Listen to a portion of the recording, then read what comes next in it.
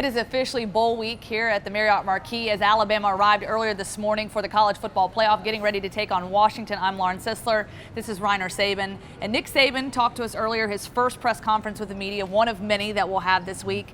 Some highlights and things he pointed out. One thing that Alabama has that Washington perhaps doesn't is the fact that they've been to a playoff game now twice. And there was a big comparison. What's the difference in bowl preparation versus playoff preparation? What did you gather from Saban in terms of experience and how it can help Alabama in this situation? I think it does help. He said something, he referenced this even a couple of weeks ago about actually, what he learned the first go around and how they kind of scheduled the practices leading up to the bowl game and the first game.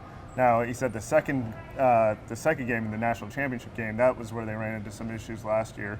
So I think you'll see more corrective measures maybe this year if they get to that point, and beat Washington in the Chick-fil-A Bowl. But, right now it seems like they're probably going to incorporate a lot of the same schedule that they did from last year. And Nick Saban, of course, said he talked to administrators and talked to the bowl committee about some things. Didn't really go into detail about what those things were, but, some tweaks and things to make sure the team's well rested and ready to go. And obviously this is a business trip.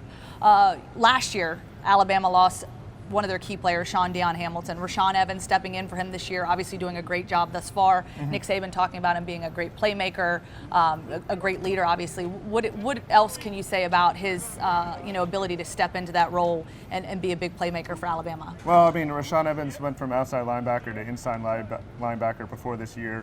And, at one point he was kind of considered actually ahead of Shaun Dion. Now that Shaun Dion Hamilton is out after suffering the torn ACL in the SEC championship game, Rashaan Evans is, coming in, and he seems like, it's basically 1A and 1B essentially with Hamilton going down and Evans coming in. And Evans has a lot of experience. He's a little bit more of a pass rusher, has more of that kind of, and I could foresee them blitzing a little bit more with Evans than they did with Hamilton. Hamilton was more of a run stopper, so we'll see if Evans can, pick up the slack in the run stopping, also in the coverage responsibilities where he's shown a little bit of weakness, but I think he'll be up to speed and ready to go for this game.